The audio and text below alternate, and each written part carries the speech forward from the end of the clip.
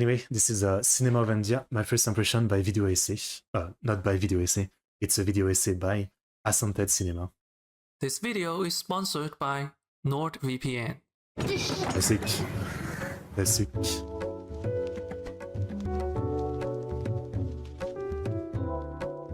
I always wanted to get into Indian cinema, and I assume a lot of you do too. Famous for glamorous productions, entertaining dance sequences, and some of the most glorious mustaches ever seen on earth. It is fascinating and intimidating, not least because of all the untranslated titles. I mean, come on. And with so many separate industries combined to make the biggest film producing nation in the world, Wait, let me look at it again. Industries combined to make the biggest number of national feature film produced in 2011. 1,255 in India. Then Nigeria second place for some reason. I'm pretty surprised by that. That's a crazy number. 900 movies. Almost 1,000. USA, China, Japan. I'm actually surprised. Like, again, USA isn't bigger in, I think in most people's head, the US makes the most movie or something. This film producing nation in the world, the water is way deep. So I asked you, our viewers, for movie recommendations and got absolutely flooded. I spent the past week watching as many Indian films as possible, and I'm here to give you my first impressions. Specifically about the three biggest film industries in India: Hindi cinema of Bollywood, Tamil cinema of Kollywood, Telugu cinema of Tollywood, and tell you which films I think you should watch.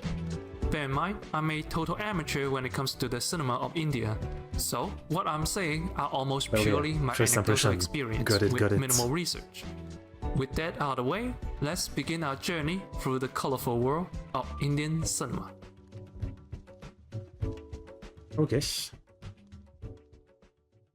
To an average foreigner, Bollywood is practically synonymous with cinema of India. Tollywood. That's what I knew. There's a million names for it. We're calling it Bollywood because it sums it up nicely.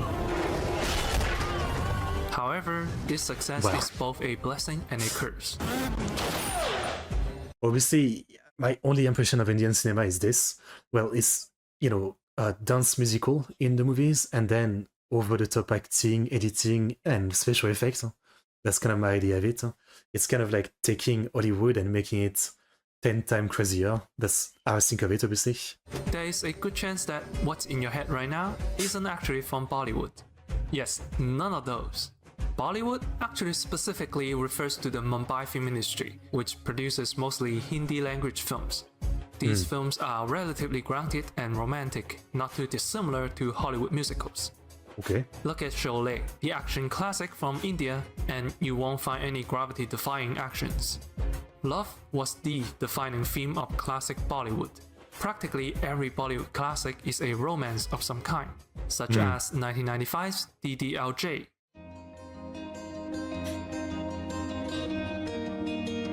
Fair enough. It's a movie about a girl falling in love with a boy and with the boy's help fights against her arranged marriage. It sounds cheesy, but that's Bollywood for you.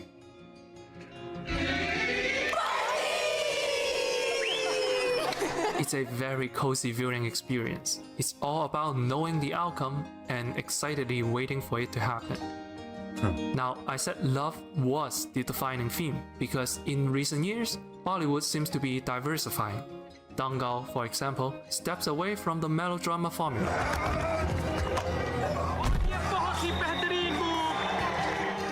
This 2016 movie tells the story of a father training his daughters to become sports wrestlers, and in the process, challenges Indian gender traditions, breaks gender norms.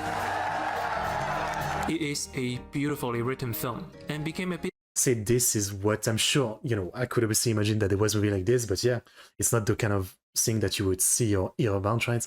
Like the less over the top and maybe more serious type of movies.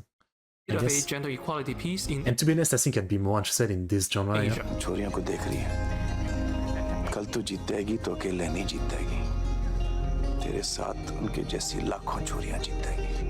You can certainly start a Bollywood journey with Dangal, but really, when it comes to Bollywood, there is one movie we all know of. What the fuck? Three Idiots is a 2009 coming-of-age comedy about the friendship between three engineering students. I really don't know anything. Fraternity, beer, music, porn mag, exams, the college experience is really universal. The approachable setting makes it an excellent entry movie. Yet, underneath its cozy exterior, the film is actually an intense criticism on the Indian education system and success culture. A culture that drives a lot of students into engineering, even if their passion is with, say, photography. I see. और ये college है, pressure cooker नहीं. If you haven't noticed, all of the best Bollywood movies have a knack for fighting against traditions, norms, and authorities. Arranged marriage, sexism. But usually, these movies don't explore these themes deeply. They are, after all, cozy little entertainments. But Understandable. Three Idiots went way above and beyond. Nearly every sequence satirizes the education system in some way. दोस्त fail हो जाए तो दुख होता है, लेकिन दोस्त first आ जाए तो ज्यादा दुख होता है. It sees the absurdity in the system and deals with it with a laughter. No doubt, many of us were forced by our parents into studying something we didn't want to, and spent years in a highly competitive schooling system destroying ourselves. Seeing our character confronting his father about this, it is touching. आपके लिए जो भी करूंगा दिल से करूंगा. आज तक मैंने आपकी हर बात सुनी है. आज बस एक बार Seems मुझे like a अपने good दिल की movie, बात yeah. सुनने दीजिए ना. Through this film's endless wisdom, we get to experience the lives and friendships of these characters, but also the struggles of many students in India.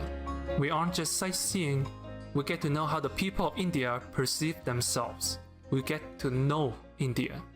That's why I think Three Idiots is the best movie to get into Bollywood watched it? cinema. Life में कितनी भी बड़ी problem हो ना, उसको बोलो कोई बात नहीं चाचू, सब ठीक ठाक है. All is well, all is well. All is well. Before we move on, I'd like to thank today's sponsor, NordVPN, for making Thanks, this video possible. NordVPN. Binging so many films isn't easy. Is While it even I still speak English alive? mostly I fine, don't think I've seen I still them find it easier to read subtitles in sponsor videos Chinese, recently. which isn't always available in Netflix Canada. Yes, streaming services don't just region lock the films, they also region lock the subtitles. That's so why dumb. I use NordVPN, which allows me to switch my virtual location to Hong Kong and voila, Chinese subtitles. And with over 5,200 servers, you can access all of your favorite contents with amazing speed and security. A single account supports up to 6 devices, meaning you can easily go from your desktop to your phone and keep watching without interruptions. Go to NordVPN/AccentTheCinema or use the code AccentTheCinema to get a 2-year plan plus a bonus gift with a huge discount. And if you are not satisfied, you can always get your money back within 30 days guaranteed. That's So, what I did. browse the world with NordVPN and The one explore time I actually world tried to your get heart's Nord from a content. sponsor, but it didn't work well, so I got annoyed and I just If refunded. Bollywood is sweet, Collywood is much spicier. Collywood. Indeed, Hollywood cinema seems to prefer the gritty dramatics. Music and dance take a backseat. Action and drama are the focus here. What the This fuck? is where you start finding your meme materials. It looks fun to watch though. But the one thing that really catches my eyes is that with a more aggressive style, Tamil movies also have more aggressive stories. Take Surarai Potru, for example. It tells the story of a countryman navigating the dangerous and corrupt business world, trying to establish a low-cost airline that can improve the lives of the poor. Instead of fun and uplifting, this movie is direct and is angry at the injustice. Here, we see the main character fights to stop the train, a train that ignores the poor and serves only the privileged. We see the violence front and center. Even 2.0, which is really just a What the CGI fuck? fest entertainment film, spends a lot of time delving into its environmentalist discussion.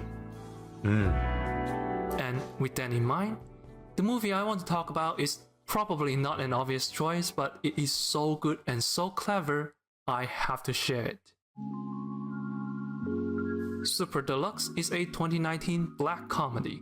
It's a Pulp Fiction style anthology film where many stories intersect.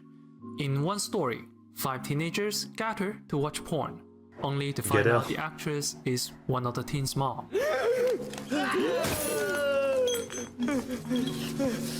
Meanwhile, They're watching it together with 3D glasses. Damn. Damn. A young boy and his family are waiting for the return of his father after 7 years, only to find out the father is now a woman. Oh. How's that for a twist? In both cases, we see characters unable to accept the shocking reveal. Yeah, they don't really know the people they know, I guess. And that was all just the setup. It only escalates from here. This movie sees the humor in these people's self-pity. எனக்கு எது கஷ்டம்னு புரியல. இவ்வளோ நாள் புருஷன் இல்லாம வாழ்ந்ததா இல்ல இனிமே இப்படி ஒரு புருஷனோட வாழதா? As if they are the ones suffering. Well, guess what? The only one who isn't suffering is the kid. The innocent child who sees no problem with his dad being a woman. He just asks questions and tries to understand.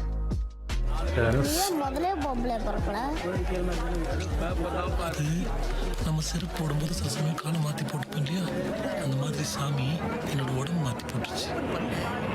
With highly sarcastic humor, the film pokes fun at people's obsession with family reputation. All the anguish came from their own prejudice against others. It's a very dense movie with a lot more going on. I guess, yeah, in a context like this, that's what it would be, right? So, like, some of these people might not even care about, like, the gender transition or whatever. Like, they might not even be against it themselves. But it's more like they know a lot of people are. And so, because it's someone in their family, they're scared of, you know, the reputation it or whatever. That's what it is sometimes. That's all there is to it. And same thing in a lot of country, you know. Some people don't especially believe in something. It's more like they're scared of their own group, what they believe in, and to go against it and then be left out. Than what I just summarized. It's normal to get confused by this film, but that is part of fun. இந்த வாழ்க்கை அர்த்தமற்றது ஆனால் உன்னதமானது. நம் வாழ்வில் மிக மிக உன்னதமானது என்று ஒன்று உண்டென்றால் அது இந்த வாழ்க்கையே தான். If you are into more indie, art house, counterculture stuff, Super Deluxe is, with no exaggeration, one of the best movies I've ever seen in my life, and also one of the most beautiful. This is literally every frame a painting. The shot composition looks really awesome. While Tamil cinema certainly has some big action films, the ones recommended by our audience are generally more reserved. Business drama, family drama, the drama is hidden in the undercurrent. That doesn't appear to be the case for Telugu films. For Tollywood, action is the drama. For a wacky superhero movie like Iga,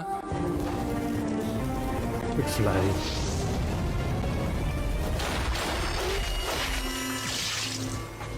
to a serious crime action flick, the action is well imagined, well realized, and it is as impressive as it is story driven. The edge is on full display. Look at Dangal, a Bollywood sports flick. The drama happens mostly in training. Each match is less about the action itself and more about the subtext and implication, all except the climactic last match. Compare that to Jersey, the 2019 Telugu film about a 36-year-old retired cricketer trying to get back into the game. The film pays equal attention to the personal drama as well as the development of each match. Jersey takes a great deal of time to let each game plays out, reveling in its form and spectacle. It is a drama film and an action film. Yes, he goes for it again, hitting. But really, when it comes to Telugu action, there is only one movie in our mind. Bahubali is a 2015 fantasy epic about an exiled king returning to claim his throne. The action in this movie is second to none. You'll find plenty of gravity-defying stuff here, yet it is done with just enough drama and gravitas that it never quite becomes shockingly silly or shockingly stupid. It walks the fine line between fantasy and reality, something that even its sequel couldn't quite manage. Goes to show how difficult this style really is. Yet in this film, there are also romantic-themed, extravagant songs and dances, a simple good versus evil folktale, as well as the sharp and gritty drama. It has a little bit of everything. The titular Bahubali is a fun character too. Guess what makes him the God's chosen one? It looks crazy. What makes him a great king that everyone loves? We see him willing to sit beside slaves and share a meal. We see him spare an innocent sacrificial animal and chooses to use his own blood as an offering. What a We good see guy. him move the lingam to the waterfall, a sacrilege to any common man, just so his mother can do less hard work. He's a good king because he's willing to challenge unnecessary traditions for the That's a good message, of though, the yeah. common people. That's a good I'm message. sensing a theme here. If you are more interested in the crazier side of Indian cinema, and let's be honest, who isn't, Bahubali is the go-to film. It's crazy but serious. It's creative but traditional. Hello, It man. has all the good things you would expect from an Indian production. Okay, seems fun. On Conclusion. this channel, whenever I bring up modern-day Indian movies, I usually show this movie. I can't pronounce it, purely because it has some fantastic visuals. And every time I use it, there'll be Wow. at least one Indian viewer saying, "This movie sucks." After I sat my ass down and seriously watched some Indian movies, I think I can finally see why. కానీ What's success that? మటుకు అందరికీ దక్కదు ఎక్కడో వందలో ఒక్కలకి It's fun to indulge in a wild fantasy, but nothing is quite as satisfying as seeing an underdog hero wins. நான் இல்லாம போனாலும் சரி நீங்க என்னத்தை பண்ணாலும் சரி ஏரோட்ரோன் ஏரோப்ளேன்ல போயாச்சு இனியும் போவாங்க. In my journey to experience the films of India, I saw a nation of industries that belongs to the common folk. I see. Indian cinema challenges the rich, the powerful, the authority, the corruption, the prejudice, the regressive. It is a forward-thinking art form with eyes looking into a better future. And that is the best part of this journey. It inspires me Beautiful. to be better, to do better, to make things better. And my journey into the cinema of India has only just begun. I guess what I like is that even what seems like the stupidest movie still seems to have some message, right? I think that's a good thing. That's what seems pretty great about it, I would say. So yeah, Indian cinema seems like a riot. I think it's something that everybody has heard about, and you know, obviously I've never really given it a try. So for like 5 years or so, I kind of stopped watching movie overall, right? Except maybe anime movies. I kind of stopped now. Same thing with TV shows. Like recently I reacted to Shogun. And that was like, you know, the first TV show I watched in a couple of years, I feel like. Outside of tokusatsu stuff. So yeah. Really good video, and again, interesting stuff. Interesting stuff. Okay. Maybe one day I'll get into Indian cinema, you never know. Like at this point with this channel, I never say never because, you know, you never know what you might do.